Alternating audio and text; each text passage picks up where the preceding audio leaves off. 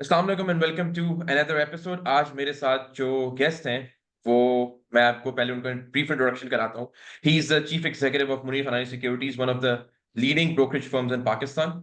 आज हमने मुनीर भाई से टाइम लिया है कि मुनीर भाई हमारे साथ जुड़े और इतना बड़ा ब्रोकरेज हाउस, इतने सारे क्लाइंट्स को वो हैंडल कर रहे होते हैं, तो ब्रोकरेज साइड को भी डिस्कस करें, क्लाइंट्स के सेंटिमेंट को डिस्कस करें, मार्केट को ओवरऑल डिस्कस करें। तो बहुत बहुत शुक्रिया मुनीर भाई, welcome to the show, time निकालने के लिए। थैंक यू बेटा, थैंक यू। मुनीर भाई, शो स्टार्ट करने से पहले सबसे पहले मैं समझ जाऊंगा आपकी जर्नी स्टॉक मार्केट में कैसे शुरू हुई। सर देखिए, अपनी जिंदगी में बड़े काम किए। बॉन्ड की सप्लाई भी की है, बॉन्ड की पर्चों की सप्लाई भी की है, चाय भी सप्लाई की है।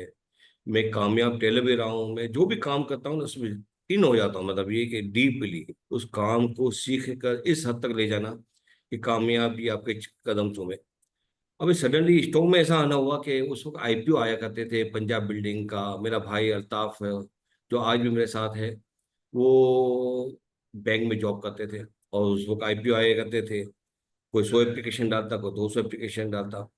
वो काम हमने स्टार्ट किया, उसको एप्लीकेशन डालने का। पंजाब बिल्डिंग का मतलब ट्रेडिंग उसको खादर में हुआ करती थी अनऑफिशियली। इसके बाद स्टॉक में भी आई। आई गिराटो भी था और एफएफसी भी था। उससे बहुत अच्छे पैसे बचे बेटा। लेकिन बाद में जब हम इन हुए तो हमें पता चला स्टॉक एक्सचेंज किस तरह काम करती है। वो तजर्बा ना होने की वजह से बड़े लॉसेस किए। उस लॉसेस को कवर करने के लिए मुझे है ना पार्ट टाइम मैंने स्टॉक ज्वाइन किया और पार्ट टाइम में उस वक्त टेलिंग किया करता था दर्जी का।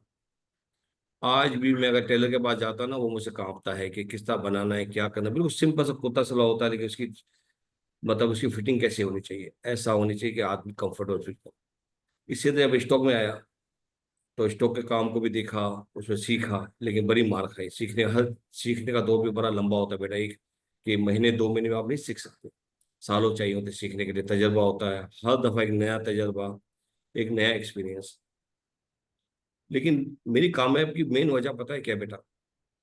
मुझे टीवी देखने का बड़ा शौक है। और टीवी में क्या देखने का शौक है?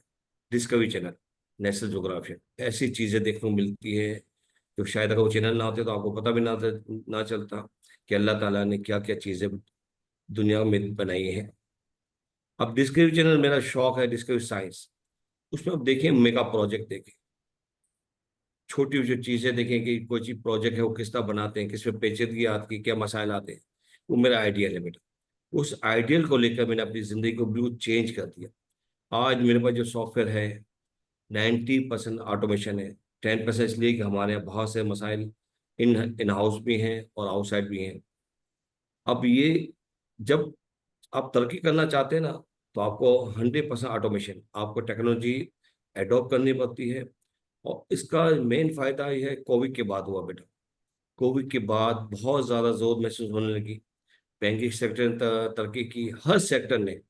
मतलब हमारे आज प्रॉब्लम क्या है चीज़ों के साथ कि हमारे पास है ये कि जो क्लाइंट है उनको अवेयरनेस नहीं है बेटा कि सिस्टम किस तरह चलाया जाए, इसको किस तरह यूज़ किया जाए। सबसे बड़ा मसला ये कि आप कितना भी आगे बढ़ जाएंगे, आपको तो ये जो एप्लीकेशन है, जो चीज़ें हैं, यूज़ तो क्लाइंट ही करेगा ना बेटा। उसमें बड़े मसाइल हैं कि अवेयरनेस। आज भी मैं समझता हूँ कि 75% जो हमारे क्लाइंट हैं उनको अवेयरनेस ही नहीं है कि सिस्टम किस तरह काम किया जाए। उनको सब ये पता है कि बाइंग किस तरह करना है, सेलिंग किस तरह करना है, उसके जो फीचर हैं ना उसको यूज़ करते हैं, ना इसको अडॉप्ट करने की कोशिश करते हैं, ना सीखने की कोशिश करते हैं। उनका एक ही रवैया होता है कि एप्लीकेशन बंद नहीं होनी चाहिए, स्मूथली चलनी चाहिए, बाय और सेल, बस खत्म। किस तरह इन्वेस्टमेंट करनी है, इन्वेस्टमेंट करते वक्त किस बात का ख्याल रखना है, वो कोई चीज नहीं देखता बेटा। सिर्फ और सब कि किस में काम हो रहा है, किस में वॉल्यूम हो रहा है, उसके पीछे आंखें बंद करके काम करना नहीं। मुनीर भाई, आप आपने कहा मुझे जब बता दो। आपने जी जी आपने जब स्टार्ट किया तो जी आपने जी। फेलियर से भी डील किया स्टॉक मार्केट में। और हम लोग ये देखते हैं कि जितने भी लोग मोस्टली जब स्टॉक मार्केट में एंटर होते हैं तो सोचकर वो स्टॉक मार्केट को किसी और तरीके से आते हैं, लेकिन एक फेलियर का रेशियो यहाँ पे कहा जाता है ज्यादा है। आपने कौन कौन से फेलियर से डील किया? आपका ऐसा कौन सा मिस जजमेंट मैं कहूंगा, या कहाँ पे आप फेल हुए जहां पे आपको लगा कि यहाँ पे इंप्रूवमेंट करनी चाहिए, वो थोड़ा अपना एक्सपीरियंस शेयर कीजिएगा। सर देखिए, सबसे बड़ी बात तो जो मैं स्टॉक में आया है, या अनफॉर्चुनेटली था कि अचानक मैं लॉस कवर करने के लिए स्टॉक में आया कि जो मैं काम करता था उससे इतने बड़े लॉसेस कवर नहीं हो सकते थे। स्टॉक में आने के बाद भी मैंने बड़ी क्राइसिस फेस किए। मतलब ये कि एक मुझे जुनेजो का याद है कि उनका एक बजट आया था और रिवाइज हो गया था किसी वजह से, उससे बड़े लॉसेस किए। तो ये एक तजर्बा होता है। लेकिन स्टॉक एक्सचेंज में तजर्बा है ना, सीखने को मिलता है। कंटिन्यू हर आप जो जो वक्त के साथ साथ जो चीजें चेंज होती रहती हैं स्टॉक एक्सचेंज में, उससे आप अगर 100% अवेयरनेस रखते हैं ना, तो आप कामयाबी नहीं हासिल कर सकते। मेरी नाकामयाबी बहुत सारी थी कि मैं उस वक्त रिसर्च नहीं करता था। जाती रिसर्च, मैं किसी और की रिसर्च पे तो बहुत कम भरोसा करता हूँ। अपनी जाती बुक खोल के देखना कि बुक क्या कहती है, कितना डेट डेट लिया हुआ है, कितनी मतलब साल की ग्रोथ क्या है, उसके रेवेन्यू के जरिए क्या है, वो क्या चीज बनाता है, क्या चीज किस तरह बेचता है, उसके बेचने के जरिए कहाँ कहाँ है, वो लोकल बेचता है कि एक्सपोर्ट करता है, इंपोर्ट करता है, रॉ मटेरियल के क्या मसाइल है। वो सब जब मैंने सीखा उसको, उसके बाद कामयाबी ने मेरे कदम चूमे। एक एक अच्छा ब्रोकर हाउस, जब ब्रोकर हाउस हाउस उसको बन सकता है जब उसका सीईओ मार्केट से 100% अवेयरनेस रखता हो, उसको जाती तौर पे हर तरह की चीजें पता हो कि सिस्टम किस तरह चलेगा, जो कंपनी दौड़ रही है उस दौर में क्लाइंट को किस बचाना है नहीं बचाना है। मैं रोज सुबह आके अपने इक्विटी डीलर को एक छोटा सा लेक्चर देता हूँ कि काम करते वक्त उस बात का ख्याल रखना कि वो कंपनी कितना पे आउट करती है, उसकी ग्रोथ क्या है, उसकी अर्निंग क्या है। किसी आंखें बंद करके उस आइटम में काम नहीं करना जिसमें ट्रेडिंग हो रही हो, ह्यूज वॉल्यूम हो रहा हो। उसमें आपको कुछ नहीं मिलेगा। आपका क्लाइंट अगर फंस गया तो आपका काम रुक जाएगा। तो आप इस बात का खास ख्याल रखना है कि उस आइटमों में काम कराएं, सिर्फ और सिर्फ उन आइटमों में जो बेस्ट पे आउट हैं, जो ग्रो करती हैं, उनके अलावा काम ना करें। तो आपकी कमीशन इनकम भी बढ़ती रहेगी, आपका क्लाइंट भी जिंदा रहेगा, वो कमाता रहेगा और आपका काम बढ़ता रहेगा। मुझे भी जैसे आपने पे आउट्स की बात की, तो हम ये समझ सकते हैं कि डिविडेंड बोनस, क्योंकि राइट शेयर्स की तो एक अलग स्टोरी है, बट चले अगर हम उसको भी काउंट कर लें, तो अगर कंपनी अच्छा डिविडेंड बोनस दे रही है तो हम उसे कंसिडर कर सकते हैं कि स्टॉक सिलेक्शन का क्राइटेरिया बन सकता है। लेकिन फिर भी हम लोग ये देखते हैं, लोग ट्रेडिंग को ज्यादा तरजीह देते हैं। जब आप कंपनी को कोई सेलेक्ट करते हैं, तो आपका क्राइटेरिया क्या होता है? आप फाइनेंशियल स्टेटमेंट्स में क्या क्या ऐसी चीजें जो देखते हैं और आप डिटरमिन करते हैं कंपनी फाइनेंशियली स्ट्रांग है, फंडामेंटली स्ट्रांग है? सबसे पहले मैं उसकी कैपिटल देखता हूँ कि कैपिटल कितनी बड़ी है, उसका डेट देखता हूँ। आमतौर पे मैं बेस्ट कंपनी देता हूँ कि उसका 100% डेट हो तो फिर भी मिनिमम है। लेकिन आपने 200%, 300%, तब एक्सपेंशन होते हैं कि वो कंपनी हमारे जो पाकिस्तान का एनवायरनमेंट है उसमें सर्वाइव नहीं कर सकती। हमारे प्रॉब्लम में डॉलर कहाँ रुकेगा मुझे नहीं मालूम। इन्फ्लेशन फिगर कल अगले महीने क्या होंगे मुझे नहीं मालूम। जो कंपनी जो प्रोडक्ट बना रही है वो प्रोडक्ट लोकल है या इसका रॉ मटेरियल बाहर से आता है, उसमें क्या मसाइल होंगे मुझे नहीं मालूम। तो कोशिश करनी चाहिए कि ऐसी अर्निंग जो कम से कम पी पे काम करते होती हैं। आजकल जैसे बैंकें थी कामयाब, मैं खाता ये जो जो पूरा साल निकला, इसमें कामयाबी क्या थी? बैंक्स 2 की पी पे 3 की पी पे मिलते थे, वो डबल हो गए, सबने खूब पैसे बनाए। और आज भी उनमें गुंजाइश है कि और बढ़ सकती है। नो डाउट, इसमें कोई डाउट नहीं कि जिस बजट में उन पे कुछ टैक्सेस लगे हैं कि जो पैसे वो राइट ऑफ कर दिया करते थे, अब वो राइट ऑफ करने से पहले उस पर टैक्स पे करेंगे, उससे वो राइट ऑफ करेंगे। थोड़ा सा मतलब ये कि प्रॉब्लम होगा, लेकिन इतने प्रॉफिट और इतने मार्जिन है उनके कि आज भी बैंक्स चीपर्स है। उसके पास आईपीपीस हैं। अगर सर्कुलर का मसला जैसे पेमेंट आती है, एक ह्यूज डिविडेंड की सूरत में आपको पैसे मिलते हैं। फर्टिलाइजर है जिसकी कोई एडवर्टाइजमेंट की जरूरत नहीं है, जितना बनाओ बिक जाता है। ऐसी आइटम सेलेक्ट करें जो पे आउट करती हो। जो पे आउट नहीं करती उस आइटम को स्क्रीन पे लगाए ना, उनको छोड़ दें। अगर कामयाबी हासिल करना चाहते हो, आपका क्लाइंट कामयाब हो, आप कामयाब हो, तो आपके लिए उन आइटमों में सिर्फ काम करना है जो पे आउट करती है। आप किसी भी एग्जांपल दें इस साल की, 40, 50 या 60 आइटम होंगी जो पूरे साल में चली हैं। बाकी जो छोटे आइटम है वो तो चली ही नहीं है। डिप्रेशन हो गया क्लाइंट, जो एजेंट क्लाइंटों को क्या मिलेगा? यहाँ इन्वेस्टर को, जो हमारा 80,000 इंडेक्स होगा, हमारे आइटम तो बढ़ी नहीं। इस दफा इतनी बेहतरीन मार्केट चली है, सिर्फ उन आइटम पे कॉन्सेंट्रेट किया गया है जो पे आउट की गई है। अभी ओजीडीसी पीपीएल बहुत चांस है, मतलब 50 रुपये का नहीं है ओजीडीसी की। लेकिन मसला सेक्युलर डेट का है कि उनके पैसे किस तरह रिलीज होंगे, कब आएंगे। तो वहां से अभी 100 डबल हो सकती है। इतनी गुंजाइश है जीसीपीपीएल में।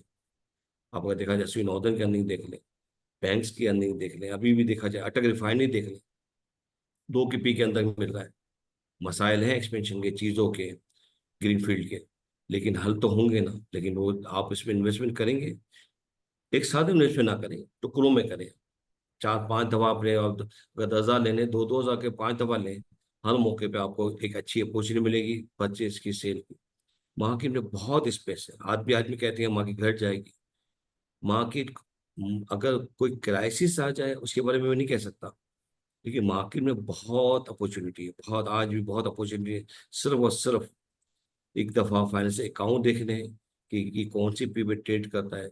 एक साल के नहीं, 2 3 4 के पिछले देखें, कंटिन्यू देखें कि क्या पे आउट करता रहा है, क्या कंपनी ग्रोथ है। आप पैसे, मैं बोलता हूँ खजाना स्टॉक में छुपा हुआ है, खजाना है बेटा। इसको निकालने का तरीका क्या है? 1 घंटा दिन का आप अपनी जॉब करते रहे, अपना बिजनेस करते रहे, एक आधा घंटा 1 घंटा कंपनी की बुक खोल के जरूर देखें कि कंपनी क्या करती है, क्या पे आउट करती है, जरूर देखें। कामयाबी आपके कदम चूमेगी इंशाल्लाह ताला। इंशाल्लाह मुनीर भाई, जैसे आपने बोला कि आप जब ऑफिस भी जाते हैं तो आप अपने इक्विटी डीलर्स को भी एक सेशन देते हैं, उन्हें बताते हैं क्लाइंट्स को किस तरह काम कराना है। लेकिन ओवर द इयर्स हमने एक चीज देखी है ब्रोकरेज साइड से भी कि बहुत ज्यादा जो डीलर्स होते हैं वो कभी मिसबिहेव कर रहे होते हैं क्लाइंट से, या गलत माल दिलवा देते हैं, कुछ ट्रेडिंग वाले आइटम्स दिला देते हैं। उसके उसके ऊपर आपका क्या पॉइंट ऑफ व्यू है? और जो ब्रोकर्स की बैड रेपुटेशन है, यानी जो ब्रोकर्स बदनाम हो गए हैं इस इंडस्ट्री में, वो क्यों हुए? आपको क्या लगता है कि क्या वजह बनी कि ब्रोकर्स का वो कॉन्फिडेंस, लोगों का वो कॉन्फिडेंस ब्रोकर्स पे नहीं रहा? देखिए मैं आपको बताऊं, अगर मेरे कोई पैसे खा जाता ना बेटा, तो मैं उस आदमी को बुरा बुरा नहीं कहता, उस आदमी को गालियां नहीं देता। अपने आप में देखता हूँ मेरी क्या लालच थी जिसकी वजह से नुकसान हुआ। तो वो इक्विटी डीलर का तो पेट लगा हुआ है ना बेटा, वो तो चाहेगा कि ऐसे आइटम दिलाओ जिसमें ज्यादा से ज्यादा कमीशन बने। लेकिन जो इन्वेस्टर है उसकी अवेयरनेस का मसला भी है ना बेटा। जब उसका अवेयरनेस ही नहीं है तो कसूर हुआ तो वही है। तो मैं तो हमेशा एक ही बात कहता हूँ कि अगर आपको तकलीफ होती है तो आप अपने आप को ठीक करें। हर आदमी अपने एंड में देखता है, अपने बात अपने बारे में सोचता है। अगर कोई गलत आइटम दिलाई जा रही है तो उससे पूछे तो है ना बेटा कि ये गलत आइटम, इसमें क्या पे आउट करता है, क्या रिटर्न है, पिछले साल क्या दाम था, कुछ उठा के मालूमात तो करें तो उसको, कि इक्विटी डीलर को भी अवेयरनेस है नहीं है। तो याद रखें, अगर आपको तकलीफ होती है ना, सबसे पहले आप अपने आप को देख ठीक करने की कोशिश करें कि तकलीफ हुई की है। उस रीजन को निकाल के बाहर फेंक दें, कदम, कामयाबी आपके कदम चूमेगी बेटा। तो नहीं भाई, जैसे हमने देखा है कि लोग जो एंटर होते हैं स्टॉक मार्केट में, तो वो उनको सिर्फ ये, अक्सर वो न्यूज देख रहे होते हैं, क्योंकि हमारी न्यूज में एक बेंचमार्क है KC 100, तो ऑल टाइम हाई पर अभी ट्रेड कर रहे हैं, तो लोग समझते हैं कि बस स्टॉक मार्केट में आएंगे।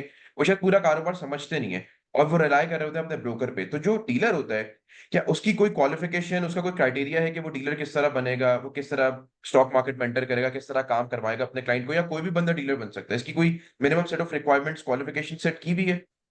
सर देखिए, मैं तो अपने तौर पे अब के पिछले 4 6 महीने से तो मैंने स्टार्ट किया है कि कोई भी नया इक्विटी आता है पूरा इंटरव्यू लेता हूँ उसका, और वो किसको ज्वाइन कर रहा है उसको देखता हूँ, ताकि वो कम से कम, मतलब मार्केट में बहुत सारे फ्यूचर काम कर रहे होते हैं, फ्यूचर ट्रेडिंग होती है, MTS होता है, मार्जिन फाइनेंसिंग होती है, रेगुलर मार्केट होती है, अकाउंट खोलना होता है बेटा। उसके बारे में अगर मुकम्मल अवेयरनेस नहीं है, उसकी एजुकेशन क्या है, तालीम क्या है, तो मैं सबसे पहले कहता हूँ कि रूल बुक पढ़ के आए। उसके बाद मैं सवालत करूंगा, अगर आप कामयाब हो गए तो फिर हम आगे काम करेंगे, अदरवाइज नहीं। तो मैं तो कोशिश करता हूँ कि उसके वो किस ब्रांच को ज्वाइन कर रहा है, मेरे को मुझे ज्वाइन कर रहा है, अगर वो सेल्फ है मैड है, तो फिर मुकम्मल इंटरव्यू करने के बाद मैं इसको अपने पास जगह देता हूँ, अदरवाइज मना कर देता हूँ कि आप किसी को ज्वाइन कर लें। मैं आपको डायरेक्ट, जब तक आप पूरी अवेयरनेस नहीं रखते मार्केट के बारे में, आपको अगर इक्विटी डीलर बनाऊंगा तो मैं अपने लिए मुश्किल पैदा करूंगा। जबकि आप क्लाइंट को कुछ अवेयरनेस समझा नहीं सकेंगे तो यकीन लामोला घूम के मुझे फोन करेगा, या किसी को स्टाफ को फोन करके परेशान करेगा। अब मेरी कोशिश होती है कि कोई भी नया इक्विटी डीलर आए तो प्रॉपर इंटरव्यू लेकर उसको मतलब एक ही जगह दी जाए। नहीं भाई, हमने ये चीज नोटिस की है, क्योंकि हम लोग भी इन चीजों को देख रहे होते हैं क्लोजली। तो जब हम स्टॉक मार्केट के ऊपर बात करते हैं, या हम ये बताते हैं कि हम आइटम्स को बता रहे होते हैं, हम कंपनीज को बता रहे होते हैं कि इन्होंने इतनी ग्रोथ दिखाई है ओवर फ्यू इयर्स, या 1 साल 2 साल के अंदर बहुत अच्छी ग्रोथ है। ऑटो सेक्टर में अगर किसी कंपनी को आप देख लें, साजियो को चले देख लें, या आप टेक्नोलॉजी में देख लें, सीमेंट में देख लें कोई कंपनी, तो कंपनी सुधर रही है। लेकिन जब हम लोगों को ये बात बताते हैं तो लोग कहते हैं कि नहीं, पैसा डूबता है स्टॉक मार्केट में। इस ये जो एक जुमला है कि पैसा डूबता है, आपको क्या लगता है इसका रीजन क्या है? लोगों के जहन से ये चीज आज तक निकल क्यों नहीं सकी? क्या लैक ऑफ इंफॉर्मेशन है, नॉलेज है, या उनको उस तरह की इंफॉर्मेशन कभी ब्रोकर के साइड से प्रोवाइड नहीं की गई? तो देखिए, मैंने आपसे बात की ना अवेयरनेस का मतलब, मैं एक सेमिनार में बैठा हुआ अपना इंटरव्यू दे रहा था बच्चों को, एजुकेशन के स्कूल कॉलेज के बच्चे थे। किसी ने, मैंने कहा कि स्टॉक में पैसे चले जाते हैं। जब मेमनी बोलते कि न्यानी घर है, तब यहाँ पे पैसे आदमी हार के जाता है। ये कॉन्सेप्ट बिल्कुल गलत है बेटा। उस मेरे ख्याल से लेडी थी और पढ़ी लिखी लेडी थी। उसके बाद कराची इलेक्ट्रिक पढ़े हुए थे। मैंने कहा बेटा मैंने दिलाया आपको कराची इलेक्ट्रिक। जब आपको कराची इलेक्ट्रिक दिलाया कि आपने देखा खोल के पीछे कई रिकॉर्ड है, कभी मैंने मुझे याद नहीं पता कि लास्ट डिविडेंड कब दिया है। इतने मसाइल है उसके साथ, उसमें इन्वेस्टमेंट करने की जरूरत क्या है? अगर ये बिक जाएगी, कोई कंपनी प्राइवेट हो जाएगी, हम देखेंगे अगर वो पे आउट करेगी साल 2 साल, 5 महीने 10 रुपये ले लेंगे, 20 रुपये का ले लेंगे, लेकिन उसको लेंगे जब वो पे आउट देना स्टार्ट करेंगे। देखा आज पीआई में काम हो रहा है कि प्राइवेट हो रही बिक रही है। जब हो जाएगी तो 50 रुपये ले लेंगे, लेकिन मामला क्लियर तो हो जाए कि किस का। जैसा एक टाइम था हब पावर की बात हुआ कर लेती हुआ करती थी कि हब पावर का मसाइल 7-8 रुपए थे कि इसका मतलब मसाइल पे आउट का चल रहा था, क्या एग्रीमेंट रिन्यू होगा नहीं होगा, अली रजा आ रहा है, अली रजा जा रहा है, अली रजा आ रहा है, अली रजा जा रहा है। मेरे रूल के मुताबिक वो आइटम है जिसमें कोई कहानी हो उसमें काम नहीं करना चाहिए। इतनी बेहतरीन आइटम मिल रही हैं, पे आउट कंपनियां मिल रही हैं, नीट एंड क्लीन मिल रही है जिसमें कोई कहानी नहीं है, उसको छोड़कर ये तो ट्रेडिंग हुई ना सब। हम हाजिर करना चाह रहे हैं इस कहानी के पीछे। वो तो आपके पास अवेयरनेस होगी, इनसाइड इंफॉर्मेशन होगी, आपके ताल्लुकात होंगे, आप ट्रेडिंग कर लें, डजन मेरे कोई मसला नहीं। लेकिन 100% हार आपकी लिखी। मुनीर आपके भाई, अगर इस चीज को मैं आप आगे लेके चलूं, तो जैसे आपने कहा जिस चीज में कोई खबर होती है इस तरह की, जब तक वो हो नहीं जाए तो उसमें थोड़ा सा बचना चाहिए। अगर हम पावर सेक्टर में देखें, या हम पावर सेक्टर जो सर्कुलेटेड के मसले हैं, अगर मैं सर्कुलेटेड के मसलों की बात करूं या मैं पीएसओ को सामने रख लूं, तो सर्कुलेटेड का मसला भी आज तक हल नहीं हुआ, लेकिन उसमें हमेशा ये बात आती है कि सर्कुलेटेड का मसला हल होगा, अब होगा, अब होगा। होता नहीं है। तो क्या हमें उनसे भी बचना चाहिए या उसमें काम करना चाहिए? क्योंकि खबर तो उसमें भी है, लेकिन वो मटीरियलाइज तो नहीं होती, कभी भी नजर नहीं आई। हमेशा मैंने आपसे पहले कहा ना जी, सबको पता है पीएसओ क्या, सुई नॉर्दर्न क्या, कि सॉर्दर्न क्या, इन सब का ओजीडीसी का पीपी का मसला क्या है। सर्कुलेटेड, अगर सर्कुलेटेड का हल हो सर्कुलेटेड जाए तो ये आइटम इस दाम में मिलेंगी बेटा? नहीं, कभी नहीं मिलेंगी। नहीं मिलेंगी। नहीं मिलेंगी। मतलब ये कि 50 रुपये अन्य का कम से कम अगर 5 की पीपी देखो 250 रुपये दाम होगा ओजीडीसी का, तो कभी नहीं मिलेंगी। मिल क्यों रही है? इश्यू की वजह से। इसका इशू मतलब की है कि वजह अगर से। आप इन्वेस्टमेंट करते हैं तो 5-10 साल के इन्वेस्टमेंट करें कि आपको चक्कर लग जाएगा। अदरवाइज इन्वेस्टमेंट करने की जरूरत नहीं है। हालांकि मसाइल हुकूमत हल करे, कैसे करेगी, कब होगा, ये तो हर हफ्ते हर 15 दिन कहानी चलती रहती है। तो अनड्यू लॉसेस से बचने के लिए उन आइटमों में काम करना मुनासिब नहीं है बेटा। मैं तो चाहूंगा जो पे आउट कंपनी है 8, 10, 15 आइटम को छोड़कर आप पूरी 500 आइटम में उसमें काम करें ना, क्यों ना करें। इनको फर्टिलाइजर है, इनको कॉर्पोरेशन है, एफएफसी है, मतलब जिसकी ग्रोथ नजर है। और दूसरी बात, स्टॉक एक्सचेंज में इन्वेस्टमेंट करने से के वक्त आपको इस बात का ख्याल रखना है कि इन्वेस्टमेंट शॉर्ट टर्म होती है और लॉन्ग टर्म होती है। शॉर्ट टर्म तो ट्रेडिंग के लिए होती है जिसके बारे में मैं श्योर नहीं हूं कि वो कमाएगा या नुकसान करेगा। लेकिन लॉन्ग टर्म इन्वेस्टमेंट, चार कम मिनिमम 5 साल की इन्वेस्टमेंट होती है किसी भी कंपनी को इन्वेस्टमेंट करने के लिए, इसलिए ग्रो करती है। अगर वो 20% भी ग्रोथ करती है साल का, तो 5 साल में डबल होगी, तो आपको अच्छा पे आउट, अच्छा रेवेन्यू, आपका capital gain, dividend pay out करेगी। आप बोलेंगे आज ले लूं कल कुछ मिल जाए, आपने स्क्रीन पे आंखें लगा कर रखी है ये बढ़ता क्यों नहीं है, तो आपको मोतिया तो हो सकता है, डिविडेंड या आपको मुनाफा नहीं हो सकता। लॉन्ग स्टॉक का मतलब है लॉन्ग टर्म इन्वेस्टमेंट, मिनिमम 5 साल, अच्छा मिनिमम 5 साल। प्रॉफिट करने के लिए, अच्छा रिटर्न कमाने के लिए मिनिमम 5 साल। और बाकी अब क्राइटेरिया यही है कि कंपनी पे आउट करे, फंडामेंटली स्ट्रांग हो। फंडामेंटली स्ट्रांग के लिए आपने बताया कि आप उसका डेट भी देखेंगे, उसका कैपिटल भी देखेंगे, ये सब चीजें आप देखेंगे। ग्रोथ देखें, बिल्कुल देखें। अच्छा मुनीब भाई, आपके टोटल क्लाइंट्स कितने हैं? अपने थोड़ा क्लाइंट्स के बारे में बताएं, और उसमें एक्टिव जो लोग काम कर रहे होते हैं वो किस तरह कर रहे होते हैं, आपकी टोटल ब्रांचेस कितनी हैं, उसके बारे में थोड़ा बताइएगा। तो देखिए मेरे ख्याल से करीब करीब 20,000 क्लाइंट है मेरे। और 20,000 क्लाइंट में आप समझ लें कि 20-22 ब्रांचें भी हैं मेरी, मुख्तलिफ किस्म जगहों पर पूरे पाकिस्तान, ऑल ओवर पाकिस्तान। पूरी दुनिया से मेरे क्लाइंट ऑनलाइन काम कर रहे होते हैं। सर्विसेज के लिहाज से आरडी अकाउंट भी है, लोकल अकाउंट भी है, तो हर तरह का क्लाइंट मेरे पास है। और जो क्लाइंट मेरे पास है वीजा ऑलमोस्ट सब एक्टिव है। वो अकाउंट जिसमें अगर पैसे नहीं होते या माल नहीं होता या तो हम उसको बंद कर देते हैं हर महीने। वो अकाउंट जिसमें पैसे खत्म होने वाले होते हैं, UN charges, CD charges, basic charges के पैसे भी नहीं होते, उन अकाउंट को हम रिक्वेस्ट देके क्लोज कर देते बेटा। तो मैं ये तो कहूँगा मेरे पास जितने भी अकाउंट हैं ऑलमोस्ट सब एक्टिव हैं। अब वो इसमें एक्टिव से मतलब ये है कि कोई साल में 2 दफा भी ट्रेडिंग करता है, एक दफा भी ट्रेडिंग करता है, ये भी, लेकिन उनके पास कोई ना कोई माल या कोई ना कोई चीजें पड़ी होंगी, अदरवाइज हम वो अकाउंट को क्लोज कर देते हैं। और मुनीब भाई, जो स्टॉकिफाई की टीम है, यानी हमारी जो टीम है, उसको आप किस तरह देखते हैं? हमारा काम भी आप देखते होंगे, हम भी क्लाइंट्स को काम करा रहे होते हैं, मार्केट कर रहे होते हैं, स्टॉक मार्केट को प्रमोट कर रहे होते हैं। हमारा काम आप किस तरह देखते हैं? हमारी टीम का आप काम किस तरह देखते हैं? सर देखिए, सोहेल फारूक की टीम बहुत अच्छी है, नो डाउट, मेहनत भी करते हैं, चीज़ें भी आती हैं। देखिए, हर क्लाइंट जब अकाउंट खोलता है, हर क्लाइंट को मैं ज़ाती तौर पर खुद फ़ोन करता हूँ, उसको अवेयरनेस देता हूँ कि किस चीज़ का बेटा ख्याल रखना है। मार्जिन फाइनेंसिंग हो, एमटीएस के लेते हुए पूछता हूँ कि अवेयरनेस है नहीं है, कि आप ये जो काम करने के लिए जा रहे हैं इंतहाई खतरनाक है, इसमें आप 100% पैसा आपके चले जाएंगे अगर आप लेवरेज में काम करेंगे, तो आपसे आप दूर है। इस तरह की पोलाइट आवाज़ में एक ही चीज़ रिकॉर्डिंग लाइन पे मैं उनको अंडरस्टैंड कराता हूँ। तो जब जैसे आपके क्लाइंट बढ़ते जाते हैं तो आपका इम्तिहान शुरू होता है बेटा। हर क्लाइंट आपसे बात करना चाहता है, बाद आदमी बहुत ही लंबी बातें करते हैं, सब समझना चाहते हैं, डिस्कस करते हैं। वो आपका इम्तिहान होता है कि आपने अपने आप को किस तरह रोक के, या उसको ऐसे टाइम पे कहेंगे बात करें जब वो मार्केट से बाहर हो या शाम के वक्त हो, लेकिन उसको इस तरह से सेटिस्फाई करें कि वो आपकी एडवर्टाइजमेंट बन जाए बेटा। मुनीब भाई, अब थोड़ा मार्केट की तरफ स्विच करते हैं। ऑल टाइम हाई पे हमने मार्केट को देखा, और बहुत कंपनीज वो भी थी, बैंक्स भी चले, ऑटो भी चला, टेक्नोलॉजी में भी कंपनीज चली, तो गेन्स तो हुए। लेकिन आपको क्या लगता है कि जो हमारी इकोनॉमिक डेवलपमेंट, जिस तरह हमारी इकोनॉमिक ग्रोथ हो रही है, उसमें आप आगे, अगर मैं 1 साल 2 साल का प्रोजेक्शन आपसे अंडरस्टैंड करने की कोशिश करूं, तो आपको क्या लगता है कि मार्केट इंडेक्स कहाँ तक ट्रेड करेगा? और जो कंपनीज हैं जो ऑलरेडी बढ़ चुकी हैं, या बैंक्स बढ़ चुके हैं, जो सेक्टर्स बढ़ चुके हैं, क्या वो भी बढ़ेंगे, या वो करेक्शन लेंगे, और जो सेक्टर्स नहीं चले वो अब चलेंगे? सर देखिए, अगर मुल्क के हालात देखे जाए ना तो मुझे डर लगता रहता है कि इतना बड़ा डेफिसिट बजट लेके हम जो चल रहे हैं, ये मौत है बेटा। और इसलिए कि 2008 का जो क्राइसिस था ना बेटा, मैंने वो जो बैंक की जो डेट था उसी पे मेरा जो क्राइसिस टिका हुआ था कि सडन 6 महीने के मार्केट बंद हुई थी, और डेट तो मल्टीप्लाई हो रहा था ना। जब वो मार्केट खुली तो 50, 60, 70, 80% मार्केट घट गई। यकीनन जो डिफॉल्ट ना होने वाले थे वो भी डिफॉल्ट हो गए। पाकिस्तान प्रॉब्लम ये मुझे ये नज़र आ रहा है कि एट द टाइम मुझे ऐसी चीज़ें नज़र नहीं आ रही जो इस्लाह करती हो कि आगे ठीक हो जाएगा। सर्कुलर डेट के लिए अगर आप बात करें तो मुझे ऐसा कोई नज़र नहीं आ रहा कि कोई इकदाम किए जा रहे हैं जो जिसको ख़त्म किया जा सकता है। मतलब भी कि ये चीज़ें डर ज़रूर लगता है, लेकिन हाँ, पीछे आपका किसी से बात करते हैं तो 70 साल से पाकिस्तान सीधा चल रहा है, और चलता भी रहेगा इंशाल्लाह ताला।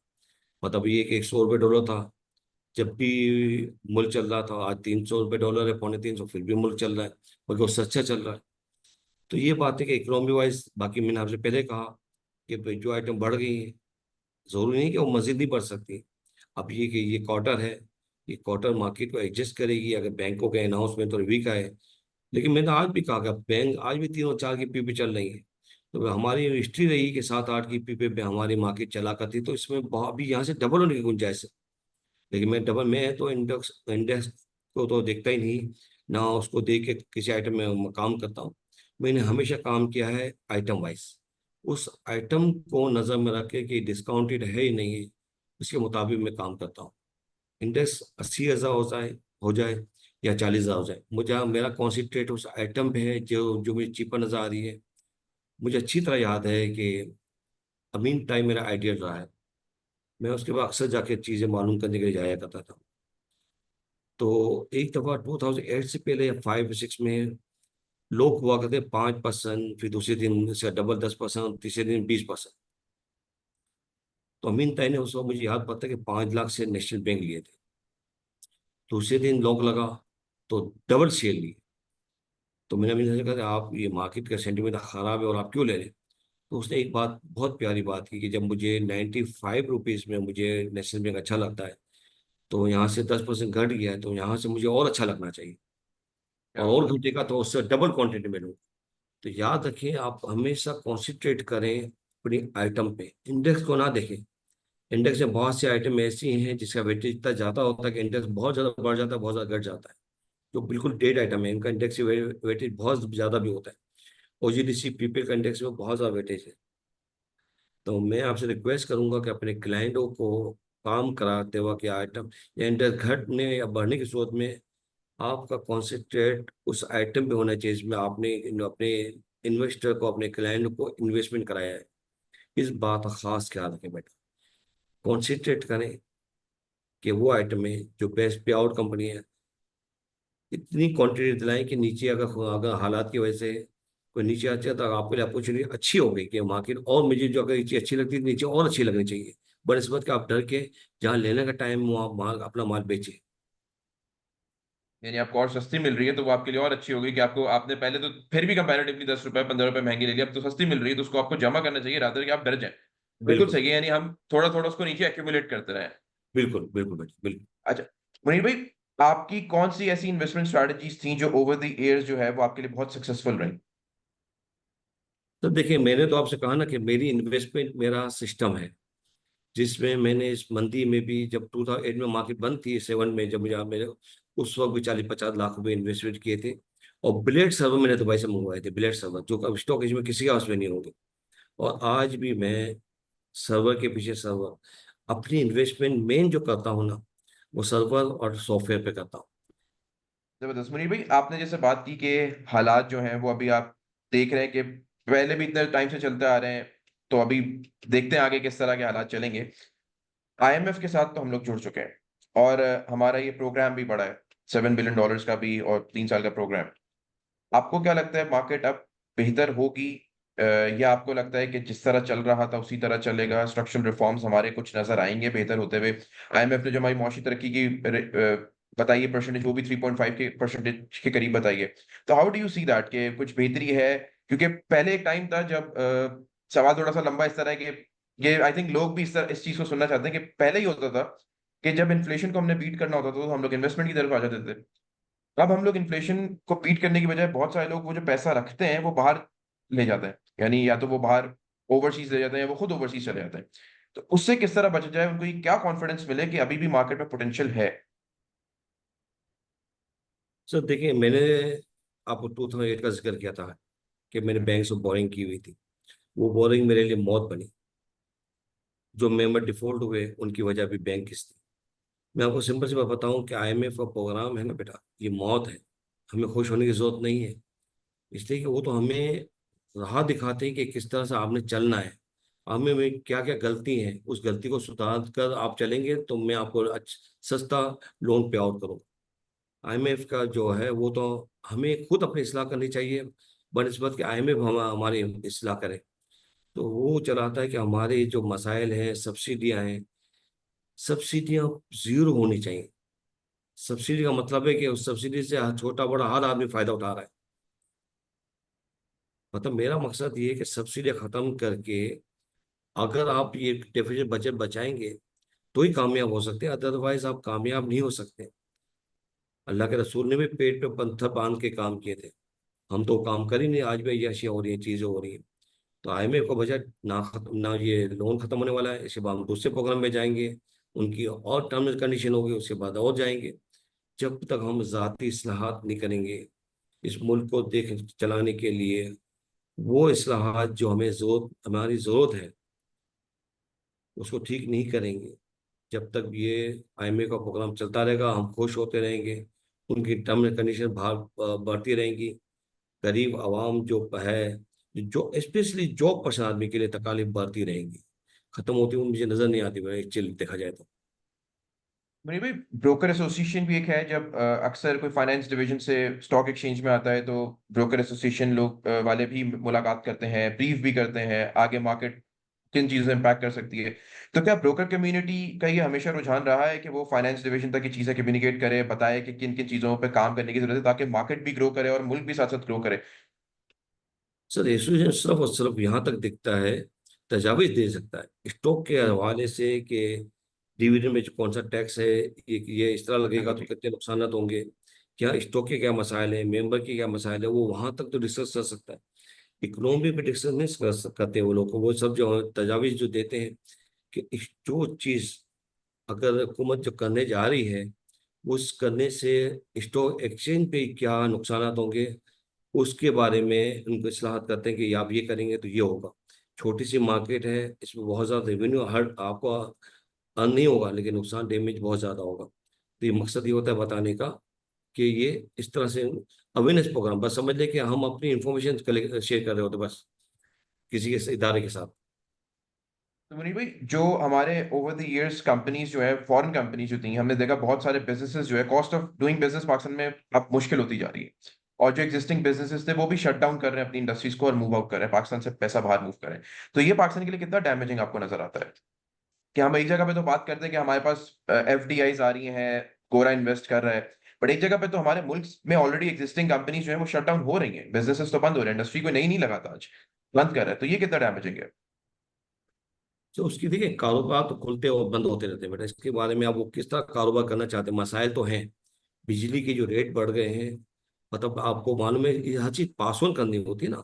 बिजली कोई मजाक नहीं, यहाँ पे वो गैस नहीं है। और कारोबार के लिए सबसे मेन चीज क्या होती है, मतलब आपके पास जो रॉ मटेरियल है वो आपको स्मूथली अवेल हो, बिजली आपकी 24 घंटे हो, गैस आपके पास अवेलेबल हो। लेबर तो आप महंगा सस्ता कहीं से कैसे ढूंढ ही लेते हैं। जब वो बेसिक चीज ही आपके पास अवेल नहीं करती है, तो फिर आपके लिए कारोबार करना बहुत मुश्किल होता है ना। इस वक्त कारोबार में इसके बाद आपके पास जो टैक्सेस हैं, टैक्सेस वही लोग दे रहे हैं जो टैक्स पे करते हैं। नए टैक्स रेवेन्यू मतलब ढूंढे नहीं जा रहे कि नए ऐसे अब ऐसा सेक्टर जो टैक्स नहीं देता, उनको अगर टैक्स रेंज में लाया जाए, उसकी कोशिश नहीं की जाती। जो जो टैक्स दे रहा है बेटा उसी पे बर्डन है। तो आदमी थक जाता है एक लिहाज पे, बोलता है यार हाई रेट से बेहतर है कि कारोबार बंद करके जो रिटर्न है, हाई बैंक रिटर्न दे रही है, उसी में पैसे लगा दे जाए, सुकून से बैठे, मसाइल मसाइल से दूर रहे। कि यार इंडस्ट्री चलाना, आपके मुल्क आपको मालूम है मुल्क के हालात कैसे हैं, एक जगह से दूसरी जगह मूव करना भी आसान नहीं है। जिस तरह से मुल्क के हालात हैं, लूट मार, कभी मोबाइल छीन लिया, कभी मोबाइल छीनते हुए कोई हादसा हो गया। तो इससे भी आदमी डरता है कि बोलते यार इससे बेहतर है कि आदमी कारोबार बंद करके बैंक में पैसा रख दे, इससे बहुत अच्छा कमा लेता है। मतलब अगर जो बंदा 18-20% बैंक की अगर रिटर्न दे दे, तो काम क्या चलेगा। मुझे भी कोविड के टाइम पे चलता है थोड़ा। कोविड के टाइम पे हमने देखा कि इंडस्ट्री तो बंद हो गई लेकिन स्टॉक मार्केट चल रही थी, और स्टॉक मार्केट ने गिरावट भी देखी और फिर एक तेजी भी देखी, बड़ी अच्छी रैली भी देखी। टेक्नोलॉजी सेक्टर ने बड़ा परफॉर्म किया, फूड भी चल रहा था उस टाइम पे। हर टाइम पे I think supply and demand को केटर करने के लिए कोई सेक्टर अच्छा परफॉर्म करता है, और लोग ये एक्सपेक्ट करते हैं कि जो सेक्टर अच्छा चल रहा है इसमें उसमें छक्का लग सकता है। जैसे कोविड के टाइम पे टीआरजी बहुत बहुत अच्छी परफॉर्मेंस दे गया, टेली उसके बाद दे गया, नेटसोल ने दी, उसके बाद हमने देखा ऑटोज ने रैली दिखाई। तो हर बार कोई ना कोई सेक्टर चलता है और लोगों के छक्के भी लगते हैं, और लोग एक्सपेक्ट कर रहे होते हैं स्टॉक मार्केट में पैसा 10x हो जाएगा, क्योंकि एक खूबसूरती तो एक कैपिटल गेन है ही स्टॉक मार्केट की। आपको क्या लगता है कि जो अब जो कंपनीज जो लोगों के हाथ से लेट से निकल गई, जो टीआरजी में नहीं लगा सके, टेली में नहीं लगा सके, ऑक्टोपस में नहीं, नेटसोल में नहीं, या पायनियर सिमेंट में नहीं, या साजियो में नहीं, अब आपको क्या लगता है फ्यूचर का नेस्ले, साजियो, ये कौन सी कंपनीज बनेगी जिनमें इतना इतना अच्छा कैपिटल गेन मिल सकता है? सब देखिए, मैंने आपसे कहा ना कि हर वक्त अपॉर्चुनिटी मौजूद रहती है, हर वक्त। जो वक्त गुजर गया उसके बारे में सोचना, आज क्या अपॉर्चुनिटी है, आज क्यों, बिल्कुल। आज क्या और वो है, कौन सी है? और कल कौन सी आने वाली है लगती है। यही तो स्टॉक एक्सचेंज है कि आप दूर तक देखें। कोई भी प्रोजेक्ट बनाने के लिए आपको प्रोजेक्ट आज तो आज से प्लानिंग करेंगे। जैसे हपाओ की बात आ रही है कि हपाओ गाड़ी असेंबल करेगा, तो ये आज और कल की बात हो रही है, 2-3 साल लगेंगे ना। जब आप पाँच हम्म। साल इन्वेस्टमेंट करेंगे, तो मैं भी पॉसिबल, अगर हपाओ ये गाड़ी बना रहता है तो मैं भी 7 साल बन जाए। ठीक है, आपको 5 साल इन्वेस्टमेंट करनी पड़ेगी इसके लिए ना। आप करनी बोले पड़ेगी। आज लेके कल ही बढ़ जाए, मैं 200 होकर मैं बेच दूं। पर अर्निंग वैसे ही 45 रुपए है, वैसे ही तीन हम्म। चार की पीपी चल रहा है, इसमें वैसे ही 200 रुपये हो जाएगा आराम से। अगर चार की 5 की पीपी पे हो जाएगा तो 200 200 पे दाम हो जाएगा इसका। हो जाएगा। अभी भी चीपर है। वो 7 साल बनते बनते तो 3 साल लगेंगे, लेकिन आज भी तो चीपर मिल रहा है। आज भी तो अपॉर्चुनिटी पड़ी हुई है। अगर हप्पाओ का प्लांट बंद हो जाता है 27 में, फिर भी इसका अगर 15 रुपये अर्निंग में फर्क पड़ता है, फिर भी 30-35 में अर्निंग बनेगी उसकी। तो आज भी तो 4-5 की पीवी बनता, अगर 27 के लिहाज से देखा जाए तो। बुक खोलने की जरूरत है बेटा, थोड़ा सा एक। आप जो देखिए, स्टॉक एक्सचेंज उन लोगों के लिए है जो अब जो पढ़े लिखे बनते, जो फाइनेंस में काम करते, अगर नहीं बनते तो कोई ऐसी आदमी से कम्युनिकेशन कम्युनिकेशन रखें, बात करें। या ऐसा इक्विटी डीलर होना चाहिए, या ऐसा मेंबर होना चाहिए जो आपको टाइम टू टाइम आगाही दे सके बेटा। अब पापा की बात आपके सामने आई है, तो अगर अभी तो फर्स्ट स्टेज है ना, अभी तो बात आई है। तो बात आई वो है। उस प्रोजेक्ट लगाने के लिए, चीजें लगाने के लिए मे भी पॉसिबल थोड़ा सा डिविडेंड कम भी हो जाए, जब वो प्रोजेक्ट इन्वेस्टमेंट करेगा तो डिविडेंड कम भी दे। हर चीज सामने हो सकती लेकिन डे इन पे तो आपको पे आउट कर देगा ना वो। यानी अगर आपको लेट्स से कैपिटल गेन की सूरत में नीचे भी होगा तो भी आपके पास डिविडेंड भी आ रहा होगा और आपको ये प्रोजेक्शन पता है कंपनी की अर्निंग्स और फ्यूचर ग्रोथ अच्छी है, तो आपने जो इन्वेस्टमेंट करनी है वो अपने कंपनी की फ्यूचर ग्रोथ पे देख के करनी है। मुनीर भाई, आज अगर किसी बंदे ने स्टॉक मार्केट में एंटर होना है, 1 लाख रुपए 2 लाख रुपए इतने कैपिटल से उससे स्टार्ट करना है, तो कितना पोर्शन उसको इन्वेस्टमेंट के लिए रखना चाहिए? और अगर उसको ट्रेडिंग भी करनी है, क्योंकि ट्रेडिंग भी एक मार्केट का एक प्रोडक्ट ही एक तरीके से लोग करते हैं, तो कितने परसेंट को ट्रेडिंग करनी चाहिए? और ट्रेडर्स हारते क्यों है ज्यादा, ये क्या रीजन है? सर देखिए, मैंने अभी कहा ना आपसे कि पोर्शन उसी आइटम में काम करें जो आपको पे आउट करने, उसी आइटम को अगर आपको 8-10 रुपये बच रहे हैं, आपको लगता है कि यार 2,000 लिए मैं तो 200 बेच दिए, डजेंट मैटर, 10,000 लिए 2,000 बेच दिए, और वो घटा दोबारा ले लिया, उसमें तो आप ट्रेडिंग कर सकते हैं। डेली बेसिस पे ट्रेडिंग करने वाला 99% हार जाएगा बेटा। वो या फिर सुबह इनसाइड इन्फॉर्मेशन हो, ऐसे रिलेशन हो तो अदर मैटर, अदरवाइज ट्रेडिंग करने वाला इस ह्यूज कमीशन में वो जीत नहीं सकता। वो अल्लाह माल्ला आपका पेट, ट्रेडर का पेट या मेंबर का पेट तो भर सकता है, लेकिन कमा नहीं सकता जब तक उसको इनसाइड इन्फॉर्मेशन ना हो, चीजें ना हो, नहीं कमा सकता बेटा। या बेस्ट आंखें लगा के बैठा हुआ है स्क्रीन पे गीत की तरह कि यार इसमें को माल जमा हो रहा है। देखिए मुझे स्क्रीन देखना आती है, मैं पिछले 40 साल से स्टोर में काम करता हूँ। आइटम देख के मुझे पता चल जाता है कि आइटम में कहानी कहानी बनने जा रही है। लेकिन उससे पहले ही, जब भी कहानी बने इससे पहले मैं इसकी बुक जरूर देखता हूँ कि बुक में इसमें जान है, कहानी बनाने वाला क्या बना रहा है, क्यों बना रहा है, या मुझे ट्रेडिंग करनी है सर्विस में। ये भी बहुत जरूरी है कि अगर किसी में कहानी बन रही है तो खुदा के वास्ते उसको बुक को खोल के देखो तो भाई। अब जैसे डिफॉल्ट काउंटर से बहुत सारे आइटम ट्रेडिंग के लिए आ गई हैं, यहाँ आदमी को, अब उसमें ट्रेडिंग स्टार्ट हो गई है। अरे बड़ी मुश्किल से डिफॉल्ट काउंटर से आइटम निकले, आपके पैसे खुले हो रहे हैं, पैसे खुले कराएं, या फिर भूल जाएंगे अगर उसमें आपको पता है वो कहानी है तो। अब उसमें आदमी नई इन्वेस्टमेंट कर रहे हैं। अब उसके बारे में क्या कह सकता हूँ, जो डिफॉल्ट काउंटर में जो स्टॉक के सीडीसी के पैसे, नेसे किलिंग के पैसे, या स्टॉक के जो चार्जेस होते हैं वो नहीं पे कर पा रही कंपनी, उसमें इन्वेस्टमेंट की वजह क्या बनती है बेटा? इसका मतलब लेक ऑफ इन्वेस्टमेंट है, लेक ऑफ नॉलेज है, क्या है? और कुछ इसके अलावा तो कुछ नहीं हो सकता। मुनीर भाई, आपने से कहा कि बुक्स देखना जरूरी है, सबसे इंपॉर्टेंट चीज बुक्स देखना। इंटरनेशनल पार्टनरशिप्स की अगर बात करें तो जैसे सऊदी अरामको की इन्वेस्टमेंट आ रही थी, और भी ओवरसीज से इन्वेस्टमेंट आ रही है, वो हमारे लिए कितना क्रूशियल और इंपॉर्टेंट है, चाहे वो रिफाइनरी सेक्टर के लिए या बाकी हमारे मुल्क के लिए हो? सर अगर लॉ एंड ऑर्डर ठीक हो जाए, अगर हम थोड़ा सा अपने आप को बेहतर कर लें, इतनी इन्वेस्टमेंट की जगह है कि आप सोच नहीं सकते। इतना चीपर पाकिस्तान की दुनिया में कुछ कहीं भी कोई नहीं होगा। सिर्फ और सिर्फ लॉ एंड ऑर्डर का मसला है। पाकिस्तान तो मुफ्त है, मैंने दुनिया देखी है, दुनिया के सफर किए हैं, घूमने के लिए गए हैं, लेकिन पाकिस्तान और कराची, वो बल्कि पूरा पाकिस्तान है आउटस्टैंडिंग, जन्नत है, दुनिया भी जन्नत है मैं कहता हूँ। सर उसको ठीक करने की जरूरत है। और आपको मालूम होगा 80s में या 70 में आप पाकिस्तान, दुनिया आया करती थी पाकिस्तान घूमने के लिए, वो कराची पाकिस्तान क्यों नहीं बन सकता? बन सकता है।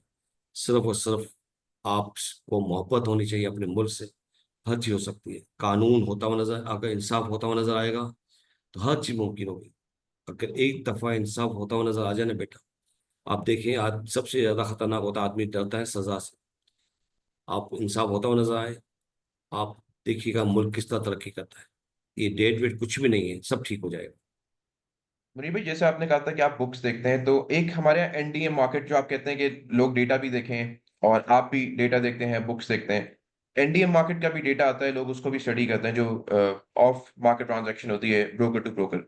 इसके पीछे क्या एक स्ट्रैटेजी होती है? लेट्स से अगर मुनीर खान सिक्योरिटीज किसी एक पर्टिकुलर सेक्टर के अंदर किसी पर्टिकुलर कंपनी में खरीद रहे हैं, स्टॉक्स खरीद रहे हैं, तो वो क्या स्ट्रैटेजी पे खरीद रहे होते हैं? हाउस अगर खरीद रहे हैं तो क्या स्ट्रैटेजी पे खरीद रहा होता नहीं है? नहीं, देखिए मैं, एनडीएम को आपको फॉलो नहीं करना चाहिए। वो इंटरनल एक डील होती है, जो क्लाइंट टू क्लाइंट या मेंबर टू मेंबर या मेंबर टू क्लाइंट, ये डील हर किस्म की डील होती है। उसमें अ, बहुत सारी चीज़ें शामिल होती है, जिसके बारे में मैं आपको तफसीली डिस्कस तो घंटों कर सकता हूँ, लेकिन इस पर ना करना ज़्यादा बेहतर है। कि इंटरनल एक दो पार्टियों के दरमियान एग्रीमेंट होता है बेटा, ठीक है। और उसको देखने की जरूरत भी नहीं है, इसलिए कि इससे यानी इसके ऊपर देख के इन्वेस्टमेंट डिसीजन नहीं बनाना चाहिए कि नहीं, अगर कोई बिल्कुल नहीं, ब्रोकर रख रहा है तो उस पे हम भी रख लें। बिल्कुल नहीं, बिल्कुल नहीं। और अगर मैं आपसे ये पूछूं कि कौन कौन से डेटा को आप रेकमेंड करेंगे कि इन्वेस्टर हो, वो कौन कौन से डेटा पे नजर रखे, चाहे वो मैक्रो इंडिकेटर्स हो या माइक्रो हो, ग्लोबल हो या डोमेस्टिक हो, कौन कौन से इंडिकेटर्स आपको लगता है, या जैसे एक फाइनेंशियल स्टेटमेंट तो वो देखेगा, उसके अलावा कौन कौन से ऐसी चीजों पे वो नजर रखे जिससे वो अपनी इन्वेस्टमेंट को बेहतर कर सके? देखिए, सबसे पहले दुनिया भर में आप कहते हैं रिसर्च आती है। वो रिसर्च कैसे आती है बेटा? कि मुझे पता चले कि आने वाले 5 साल तक मेरा डॉलर एक जगह सस्टेन करेगा, इन्फ्लेशन सस्टेन करेगा या कम होता हुआ नजर आएगा, है ना? या रॉ मटेरियल मुझे जो इम्पोर्ट करना है वो मुझे आसानी से अवेलेबल, तो एक बेस्ट रिसर्च रिसर्च बन सकती है। लेकिन हम हमारे जो रिसर्च नजर आती है बेटा, वो रिसर्च वो तो मतलब ये कि मुख्तसर टाइमिंग की रिसर्च कह सकते हैं इसको। जो पिछले जो अभी 6 महीने से अल्लाह का शुक्र है कि डॉलर रुका हुआ है, तो कुछ हो सकता है। इन्फ्लेशन फिगर अभी जैसे IMF कहता है कि आपका डॉलर 295 पे होना चाहिए, तो अभी 80 पे अगर 15 भी डॉलर बढ़ाएंगे तो क्या इन्फ्लेशन अपनी जगह पे सस्टेन करेगा? नहीं करेगा ना बेटा, बढ़ जाएगा। तो ये सब चीजें हैं ना, रिसर्च के लिए बड़ा मसाइल पैदा करती है कि आपको डेटा जो चाहिए ना, वो डेटा सस्टेन करे 4-5 साल के लिए।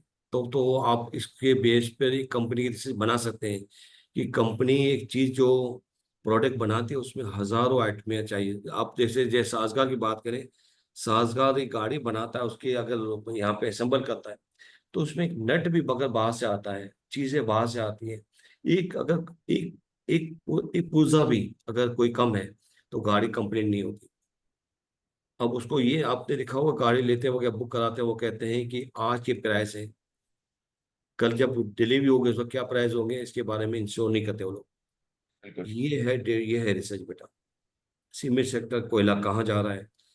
कभी आज जब पिछले दिनों आप देखा कि क्या डॉलर दाम था और आज क्या दाम है इसका। बड़े मसाइल है, बिजली के रेट का आज क्या है, कल क्या होंगे। ये चीजें हुकूमत अपना PhD बजट है वो कम कटौती करती है, तो इसमें मेजर यूशर जो प्रोजेक्ट, बड़े बड़े प्रोजेक्ट अगर नहीं चलेंगे तो उनकी सीमेंट कैसे इस्तेमाल होगी, कहाँ इस्तेमाल होगी?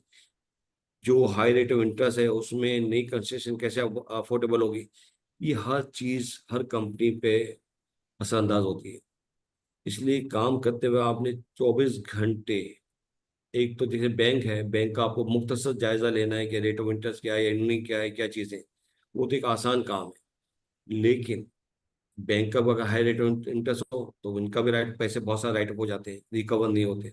इनके साथ भी मसाइल होते हैं, चीजें होती हैं। इसलिए जो होती है, ज्यादा पैसे इन्वेस्टमेंट कहाँ करते हैं?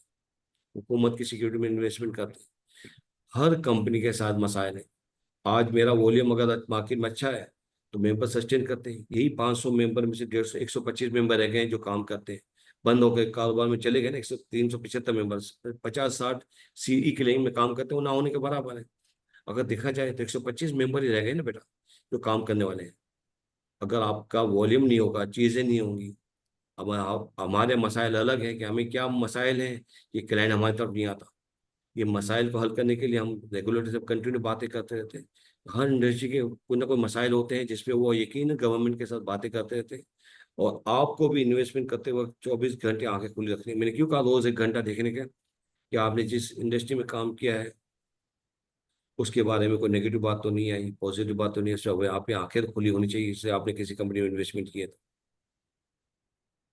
भाई इंटरेस्ट रेट आपने कहा कि देखना, बहुत सारे इंडिकेटर्स आपने बताया, लेकिन इंटरेस्ट रेट को स्टॉक मार्केट बड़ी क्लोजली इसलिए देख रही होती है कि ऑब्वियसली जब वो नीचे आएंगे तो स्टॉक मार्केट की ग्रोथ है।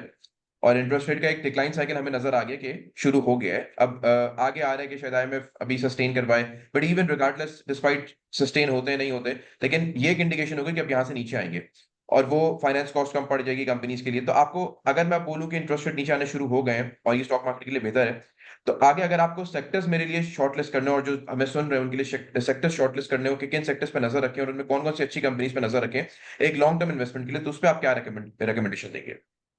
सब जो लेविज कंपनियां, बहुत ज़्यादा लेविज कंपनियां, उनको थोड़ा बेनिफिट होगा। उनका रेट ऑफ इंटरेस्ट कम होंगे तो वो सर्वाइव करेंगे। लेकिन फिर भी हाई रेट ऑफ इंटरेस्ट वाली या हाई बोरिंग वाली कंपनी से दूर रहना चाहिए। इसीलिए मुझे बहुत ज़्यादा कम होते हुए नज़र आते नहीं कि बहुत ज़्यादा रेट ऑफ इंटरेस्ट कम होगा। इसलिए कि जिस तरह से डॉलर हमारा है कि आप IMF ने कहा है कि 295 तक, वो कहाँ तक जाता है? इसको रोकने के लिए हुकूमत ने इकदाम करे, देखे ना कितनी पाबंदियां हैं, हर चीज़ आप इजिली इम्पोर्ट नहीं कर सकते। पाबंदियां चीज़ें की हुई है। तो ये सब चीज़ें स्लोली होंगी। स्टॉक एक्सचेंज में लॉन्ग टर्म इन्वेस्टमेंट को सजेस्ट करूंगा मैं। अगर हाईली डेट जो लेवरेज कंपनी है उससे बहुत इजी, बहुत देख के काम करना चाहिए, सेल ग्रोथ है या नहीं है, इनकी रिक्वायरमेंट नहीं है, उसके बाद प्रॉब्लम देखें, cement sector high leverage company है, जिसमें चंद कंपनियां हैं, जैसे मैं कोहाट देखता हूँ या फिर लकी देखता हूँ। ये जो इस तरह की दो चार कंपनियां, अटक सीमेंट वगैरह, ये पे आउट भी करती हैं और कम लेवरेज वाली कंपनी है। डेढ़ लकी तो लेवरेज है ही नहीं। तो इस तरह की कंपनियां जो लेवरेज से बाहर, कोशिश करें उन्हीं आइटम में काम करें जो बहुत ही मिनिमम लेवरेज हो। बता होगा कैपिटल 5 अरब का है तो 2-2.5 अरब का अगर कैपिटल लेवरेज है उसी में काम करें। अदरवाइज 10-20 अरब की लेवरेज वाली कंपनी को तो देखे भी ना। और जो सेक्टर्स अभी चल नहीं रहे बिल्कुल डेड वे में। और अच्छा मुनीर भाई, एक चीज और, एक तो जो सेक्टर्स चल नहीं रहे उनमें भी पैसा लगाना चाहिए या नहीं लगाना चाहिए, एक सवाल ये। दूसरा ये कि जो सेक्टर स्विचिंग एंड स्वैपिंग होती है, आज एक सेक्टर डेड हुआ हुआ है, बीच में केमिकल रुका हुआ था लेकिन अचानक से चल गया। वैसी क्या खबर आ जाती है कि अचानक से सारा सेंटिमेंट वहां पे शिफ्ट हो जाता है, फिर वो 2 दिन चलता है, फिर वहां से पैसा मूव हो जाता है। ये जो सेक्टर स्विचिंग एंड स्वैपिंग है, ये किस तरह चेंज होती है? मतलब एक सेक्टर अगर डेड है, without any news, without any emotion, वो एक्टिव कैसे हो जाता है? क्या उसको मैनिपुलेट किया जाता है, चलाया जाता है, या वो कुछ होता है उसके पीछे, कोई रीजन होता है? नहीं, केमिकल सिक्रिकल कहते हैं ना, जो आप भी केमिकल आइटम बड़ा मुश्किल काम है सर, उसके बारे में मालूमात है, उसके मार्जिन बढ़े तेजी से कम हो जा बढ़ते रहते हैं। उससे काम करने के लिए आपको कंटिन्यू अवेयरनेस होनी बहुत ज्यादा, मतलब आपको गिरफ्त होनी चाहिए चीजों को, जो चीज वो बनाते हैं, चीजें बनाने से ये केमिकल आइटम बहुत ज्यादा फ्लक्चुएशन करते हैं। देखिए ना, पाक सूजी की क्या दाम था, 1300-1400 रुपये का, 500-100 रुपये, दो एक से 100 रुपीज हो गया था। मतलब अगर इस पर कोई पाबंदी नहीं है, इसलिए कि 40-50 साल से वो गाड़ी इंपोर्ट कर रहे हैं, जबकि हमारा टारगेट था कि with in the few years ये गाड़ी 100% पाकिस्तान में बनने लगेगी। जो चीज जब तक पाकिस्तान में नहीं बनेगी वो हाई रिस्क की रहेगी। केमिकल आइटम अगर इंपोर्ट होते हैं, अगर रॉ मटेरियल इंपोर्ट होते हैं तो हाई रिस्क ही रहेंगे। उनके मार्जिन बहुत तेजी से ऊपर नीचे होते हैं, इसके कनेक्शन इंपोर्ट एक्सपोर्ट ड्यूटी और डॉलर से है। तो इसी आइटम में देखा आपने, केमिकल आइटम कम पड़ी है, मेडिकल फार्मास्यूटिकल बहुत कम चली, अब थोड़ा सा इन पे रिलीफ मिला है, तो मेरे ख्याल से अब अच्छी परफॉर्म करें। लेकिन वो अभी भी हाई पी पे है, जो पे आउट करती है इसके मुकाबले में बहुत हाई पी है। जैसे नई जो आईपीओ आते हैं, मैं हमेशा उससे कहता हूँ कि मुझे 3 और 4 की पी पे जो शेयर मिल रहे हैं, तो मैं नए आईपीओ पे क्यों इन्वेस्टमेंट करूँ? मुझे क्या मालूम ये फैब्रिकेटेड बनी हुई है, क्या बनी हुई है, 1-2 साल के अकाउंट्स हैं। लेकिन नई कंपनी आईपीओ में भी मैं आपको सबको एडवाइस करूंगा कि मिनिमम 3 साल बाद नए आईपीओ में इन्वेस्टमेंट करें। इन्वेस्टमेंट ना करें, इसकी वजह है कि जो आपको इससे सस्ते आइटम मार्केट में मिल रहे हैं, तो आपको क्या जरूरत है कि नई कंपनी में इन्वेस्टमेंट करें जो ऑलरेडी इतना सारा प्रीमियम लेके जा रही है। मतलब इसके मुकाबले में आपको बहुत अगर अच्छा पे आउट कंपनी इस दाम में आपको मार्केट में मिल जाएंगी, जो आप कई सालों से उसको देख रहे हैं। तो नई कंपनी में इन्वेस्टमेंट करते हो बहुत एहतियात करें, अगर आपको बहुत ज़्यादा अवेयरनेस है तो ठीक है। अगर नई आईपीओ में तो मैं आपसे एडवाइस करूंगा इन्वेस्टमेंट करें ही ना। मुनीर भाई, टेक्नोलॉजी सेक्टर ऐसा है जिसमें उस तरह की फाइनेंसिंग नहीं है, और क्योंकि एक्सचेंज गेन का भी एक बेनिफिशियरी है, या एक्सपोर्ट सेक्टर जो है, चाहे टेक्सटाइल हो या ये हो, हमारा टेक्नोलॉजी हो, एंड देन उनके ऊपर उस तरह की फिजिकल कॉस्ट भी ज्यादा नहीं होती। लेकिन फिर भी हमने देखा उसकी परफॉर्मेंस कोई ओवरऑल बहुत इंप्रेसिव नहीं रही कोविड के बाद। इसकी क्या रीजन है, और आपको लगता है आने वाले दिनों में ये कुछ, क्योंकि टेक्नोलॉजी पे दुनिया तो शिफ्ट कर रही है, और जो लिस्टेड कंपनीज है वो भी कहीं ना कहीं एआई के सेगमेंट में भी जा रही हैं, फिनटेक के सेगमेंट में भी दाखिल हो रही है, तो आपको लगता है कि आने वाले दिनों में ये एक अच्छा गेन दे सकती है, इस टेक्नोलॉजी में इन्वेस्ट करना चाहिए? ठीक है, हमारे पास चंद आइटमें हैं मतलब आईटी की। लेकिन देखिए उसमें अगर सिस्टम देखा जाए तो बहुत अच्छा परफॉर्म परफॉर्म करता है।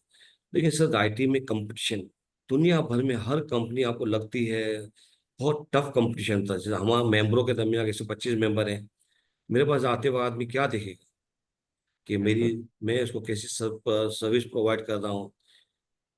हर कंपनी में काम करते वक्त हमें लगता है सिस्टम, यकीनन वो उसकी कोशिश नहीं होगी शेयर, उसका शेयर 1000 पे हो जाए, उसके लिए वो कोशिश नहीं कर रहा उसको बड़े बड़े कॉन्टेक्ट मिले, चीज़ें मिले। लेकिन दुनिया बहुत बड़ी है, बड़े मसाइल है, बड़ा टफ कंपटीशन है। तो यही चीज़ है कि time, matter of time.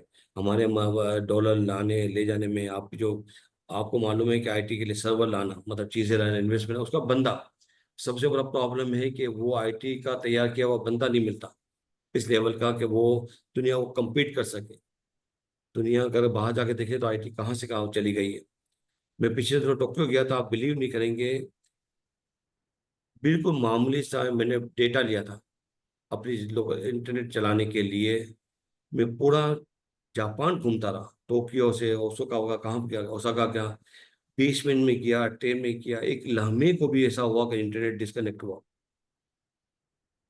Video call कर लो, कुछ भी कर लो। हमें उन तक पहुंचने के लिए अपने आप को अपग्रेड करने की जरूरत है, और अपग्रेड करने के लिए कंपनी की साइज और उसको टाइम देना पड़ेगा। नो डाउट सिस्टम नेटसोल अच्छा काम कर रहे हैं, लेकिन टाइम, कंपटीशन है, चीज़ें हैं, कॉन्ट्रैक्ट मिलना, कॉन्ट्रैक्ट को पूरा करना, उसके सर्विसेज मिलना, ये हर चीज़ में टाइम मैटर होता है।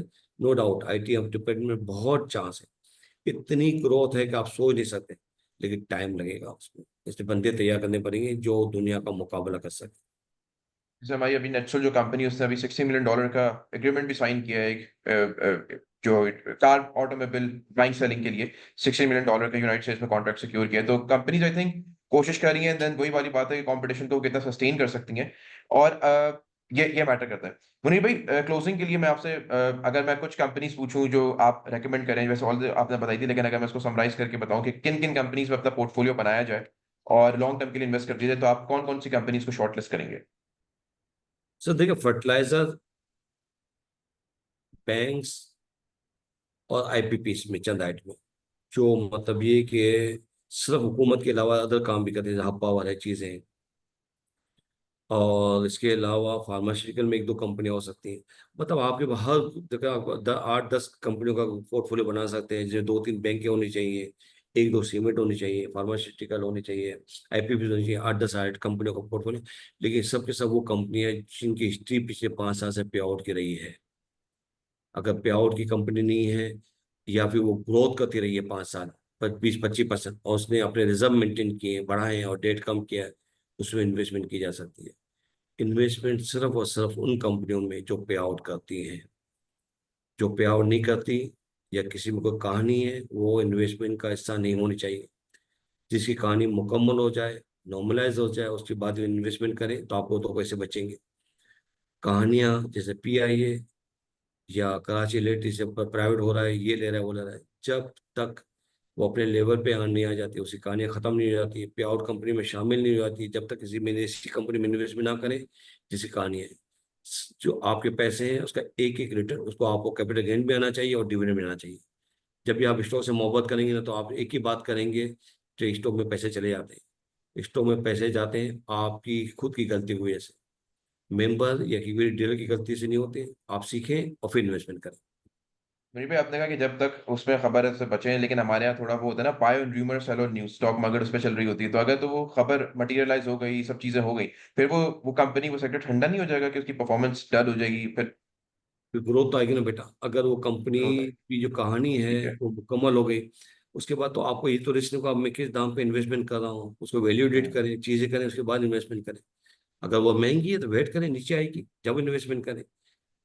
अगर उसमें कोई देखिए ना, कोई कंपनी बहुत ज्यादा बढ़ जाती है और 2 साल आगे का बढ़ जाती है, जिसमें इन्वेस्टमेंट की है वो संभालेगा, या आप इसमें इन्वेस्ट के साथ जुड़ के संभालें। लेकिन अगर आप वक्त का इंतजार करेंगे तो आपको अपॉर्चुनिटी हमेशा मिलेगी। कंपनी हमेशा अपने रेट पे आपको मिलेगी। इंतजार करें, रोज सुबह मार्केट खुलती है, दोपहर को बंद होती है। आपको अगर कोई आइटम गलत है तो वेट करें, वो अपने राइट टाइम पे आपको मिलेगी। मुनीर भाई, क्लोज करने से पहले कोई ऐसा एक्सपीरियंस और कोई ऐसा जो आप हमारे व्यूअर्स को बताना चाहें, चाहे वो आपका एक्सपीरियंस हो या चाहे वो आपका एक राय हो, जिससे लोग बेनिफिट कर सकें, तो वो जरूर बताइएगा। मैंने अभी कहा ना बेटा कि इन्वेस्टमेंट करते वक्त कंपनी को अपने हाथ से खोल के देखो, ये कंपनी क्या ग्रो कर रही है, क्या पे आउट करेगी। और अगर आपको नुकसान होता है तो आप ये बात सीखें कि अपने आप को कसूर ठहराएं बनिस्बत के इक्विटी डीलर या मेंबर को। जब आप ये सीख जाएंगे तो कामयाबी आप ही कदम चूमेंगी। Thank you so much Munir भाई, वक्त निकालने के लिए, बहुत डिटेल डिस्कशन करने के लिए, और बड़ा मजा आया। आई होप जो लोग सुन रहे हैं उनको ये चीजें समझ आई होंगी। लॉन्ग टर्म इन्वेस्टमेंट में आपको पैसे भी बचते हैं, एंड डिपेंडिंग कि आप कौन कौन सी कंपनीज को शॉर्ट लिस्ट कर रहे हैं, पोर्टफोलियो को किस तरह डिवाइड करना है, मुनीर भाई ने बताया भी है कि आपने अपने सेक्टर में, अगर सिमेंट सेक्टर है या आईपीपीज में से आपने कंपनीज उठानी है, लेट्स से आप पावर सेक्टर में जा रहे हैं या बैंक्स में जा रहे हैं, तो आपने किस तरह अपने पोर्टफोलियो को डाइवर्सिफाई करना है और लॉन्ग टर्म का एक विजन बनाए, क्योंकि मार्केट में ग्रोथ बहुत है हमारी, एंड आई होप कि लोग इस मार्केट से जुड़ेंगे, इस मार्केट को अंडरस्टैंड करेंगे। हम लोग अवेलेबल होते हैं इन सारी सर्विसेज को बताने के लिए भी, एंड गाइड करने के लिए भी, और यही हम लोग चाहते हैं कि इस मार्केट में जितने लोग आए वो अच्छे गेन्स कर सकें। Thank you so much Munir भाई, अपना वक्त देने के लिए, मेरे साथ जुड़ने के लिए बहुत बहुत शुक्रिया। जजाक अल्लाह खैर। अल्लाह हाफिज। अल्लाह हाफिज।